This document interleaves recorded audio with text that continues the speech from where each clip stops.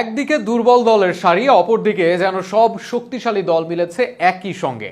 এ যেন কোপা আমেরিকায় স্পষ্টত সুবিধা দেওয়া হচ্ছে আর্জেন্টিনা দলকে। ফাইনালের পথ সুগম করতে আর্জেন্টিনার বিপক্ষে দেওয়া হচ্ছে সহজ ও দুর্বল দল। তাদের সঙ্গে খেলেই যেন ফাইনালে যাওয়ার লড়াইটা সহজ হয়ে যাচ্ছে আর্জেন্টিনার জন্য। এ যেন নিখুঁত পরিকল্পনা করা হয়েছে আকাশে নীল জার্সিধারীদের। কোপা আমেরিকার ব্রাজিল ও আর্জেন্টিনার নক আউটে যাওয়ার লড়াই নিয়ে বিস্তারিত থাকছে প্রতিবেদনে। ইকুয়েডরের বিপক্ষে টাই ব্রেকে জয় নিয়ে কোপা আমেরিকার সেমিফাইনালে আর্জেন্টিনা। নির্ধারিত সময়ের খেলা ড্র করে টাই ব্রেকারে যায় আর্জেন্টিনা। সেখানে এমি মার্টিনেজের অবিশ্বাস্য পারফরমেন্সে আবারও জয় পায় আলবিসেলেস্তেরা। অবশ্য এই ম্যাচ জিততেও যেন নিজের আত্মা বের হবার উপক্রম ছিল আর্জেন্টিনার। মূল ম্যাচে পেনাল্টি মিস করেন ইকুয়েডরের খেলোয়াড় ভ্যালেন্সিয়া। এরপর 90 মিনিটে গোল করলেও শেষ মুহূর্তে আবারও করে সহজ সুযোগ মিস। পুরো ম্যাচে দাপট ছিল ইকুয়েডরের, তবে এমির নৈপুণ্যে জয় পায় আলবিসেলেস্তেরা। ফিফা র্যাঙ্কিংয়ে 30 নম্বরে থাকা ইকুয়েডরের সঙ্গে ম্যাচ জিততেই যেন নাভিশ্বাস আর্জেন্টিনা দলের। অথচ এই ইকুয়েডরের নকআউটের অন্য সাইডে থাকা দলের চেয়ে আছে বেশ পিছিয়ে।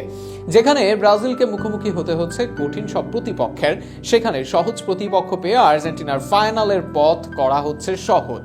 এই যেমন শেষ ম্যাচে 26 ম্যাচ অপরাজিত ও 12 নম্বর র্যাঙ্কিং এর কলম্বিয়ার সঙ্গে মাঠে নামে ব্রাজিল দল। এর পরের ম্যাচে আরো ভয়ানক প্রতিপক্ষ তাদের সামনে। সেখানে তারা খেলবে র্যাঙ্কিং এর 14 নম্বর দল ও দুর্দান্ত ফর্মে থাকা উরুগুয়ের বিপক্ষে। তারকায় ঠাসা যে দলটা যে কাউকে বর্তমানে টক্কর দিতে পারে সমান তালে। যদি কোনো রকম কোয়ার্টার ফাইনাল পার করতে পারে ব্রাজিল, তবে সেমিতে তাদের আবারও খেলতে হবে কলম্বিয়ার বিপক্ষে। কেননা কলম্বিয়ার পাশে একই নকআউট স্টেজে ব্রাজিল, যেখানে তাই টানা 3 ম্যাচে কঠিন প্রতিপক্ষের সঙ্গে মোকাবেলা করে ফাইনালের পথে নামতে হবে ব্রাজিলকে।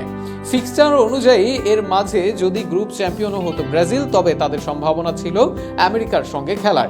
নিজেদের মাঠে এই দলটাও দিতে পারে যথেষ্ট চ্যালেঞ্জ। অপরদিকে নিজেদের গ্রুপে কানাডা, পেরু ও চিলির বিপক্ষে মাঠে নামে আর্জেন্টিনা। সেখানে ফিফা র্যাঙ্কিং এ এই 3 দলের অবস্থা যথাক্রমে 48, 31 এবং 39। এই 3 দলের কেউই কোপা আমেরিকার আগে ছিল না তেমন ছন্দে। এদের সঙ্গে খেলার পর কোয়ার্টারে তারা পায় র্যাঙ্কিং এর 30-এ থাকা ইকুয়েডরকে।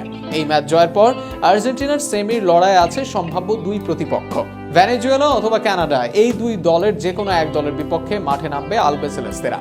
ফিফা র্যাঙ্কিং এ ভেনেজুয়েলার র্যাঙ্কিং 54, অপরদিকে কানাডার র্যাঙ্কিং 48। এই মাঠে নামার আগে নির্ধারিত করা যায় লড়াই হবে অসম। অর্থাৎ একটা বিষয় স্পষ্ট, যেখানে ব্রাজিলকে টানা খেলতে হচ্ছে ইনফর্ম 12-14 নম্বর দলের সঙ্গে, সেখানে 50-এর আশেপাশে থাকা দলের সঙ্গে দেওয়া হচ্ছে আর্জেন্টিনার লড়াই। খালি চোখে এটাকে কাকতালীয় মনে হতেই পারে, তবে সূচিতে এইভাবেই সাজানো। বড় জোর বড় চ্যালেঞ্জের মধ্যে কোপা আমেরিকার আগে মেক্সিকোর মুখোমুখি হতে পারত আর্জেন্টিনা, যে দল কোপা শুরু করেছে নিজেদের শেষ 5 ম্যাচের 3টিতেই হেরে। তাই একটা বিষয় স্পষ্ট, অনেকটাই জেনে শুনেই আর্জেন্টিনাকে দেওয়া হয়েছে সহজ সমীকরণ। সেই সহজ সমীকরণ পেয়েও যদি কোপা চ্যাম্পিয়ন হতে না পারে আলবিসেলেস্তেরা, তবে আসলে দায়টা তাদের উপরেই বর্তাবে বড় করে।